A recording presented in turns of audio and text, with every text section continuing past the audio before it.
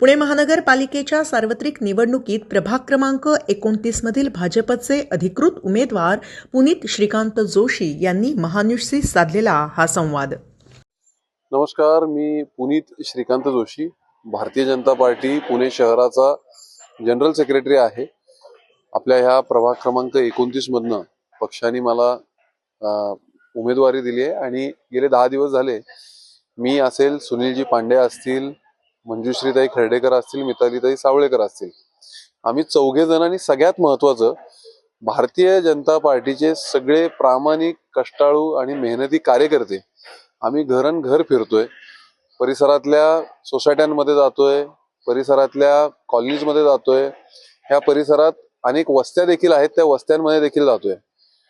10 दिवसात हे जे काही फिरतोय आम्ही, ते फिरताना ज्या पद्धतीनं लोकांचं प्रेम मिळतंय, ज्या पद्धतीनं लोक आपुलकीनं आम्हाला ओवाळतात, माता भगिनी आशीर्वाद देतात, खरंच खूप चांगलं वाटतं, खूप छान वाटतं, मनाला समाधान वाटतं। सोसायट्यांमध्ये गेल्यावर काही समस्यांचं देखील चर्चा त्या ठिकाणी होते आणि त्या संवादामुळे पुढचे 5 वर्ष नेमकं काय करणं अपेक्षित आहे हे आम्हाला त्या ठिकाणी कळतं। लोक समस्या सांगतात, पण लोक आशीर्वादही देतात की हे समस्या तुम्ही सोडवाल म्हणून तुमच्याकडे आम्ही सांगतोय। अशा पद्धतीचं लोकांचं जेव्हा म्हणणं असतं तेव्हा एक मनाला कुठेतरी समाधान वाटतं।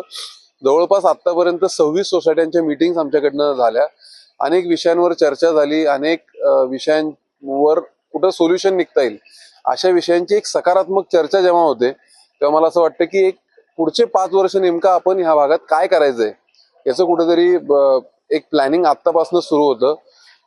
आमची सर्व भारतीय जनता पार्टीचे कार्यकर्ते, सर्व पदाधिकारी हे चांगल्या पद्धतीने लोकांपर्यंत फिरतायत आणि एक चांगला रिस्पॉन्स हा आमच्याकडनं आहे। मी एकच सांगतो या ठिकाणी की हा परिसर हा अतिशय हिरवागार, पर्यावरण प्रेमींचा परिसर आहे। हा परिसर आपल्या हिंदुत्वाच्या विचारांनी चालणारा परिसर आहे। मला एवढंच सांगायचंय की ह्या संपूर्ण परिसराला, आपल्या समाजाला आणि हिंदुत्वाच्या विचाराला अभिप्रेत असणारं कामच आम्हा चौघांकडनं होईल याची खात्री या ठिकाणी मी देतो। येत्या 15 तारखेला म्हणजेच गुरुवारी सकाळी 7 ते सायंकाळी 6 असं मतदानाची वेळ आहे। माझी आपल्या या माध्यमातून सगळ्यांना मी सांगू इच्छितो की आपण सगळ्यांनी जरूर मतदान करा। ह्या वेळेस मतदान हे पॅनल सिस्टीम मध्ये आहे। 4 जणांना आपल्याला मतदान करायचंय। अ, ब, क, ड म्हणजे मी उदाहरण सांगतो, अ मध्ये कमळ, ब मध्ये कमळ, क मध्ये कमळ, ड मध्ये कमळ, अशा पद्धतीनं आपण 4 बटन दाबायचे आहेत। 2 ईव्हीएम मशीन्स असणार आहेत, एका ईव्हीएम वर 2 गट असणार आहेत, अ, ब, क, ड। आपण नक्कीच 4ही बटन कमळासमोर दाबा आणि देवेंद्रजींचं जे विकसित महाराष्ट्राचं स्वप्न आहे ते पुण्यापासून आपण सुरुवात करू असं मला वाटतं। धन्यवाद।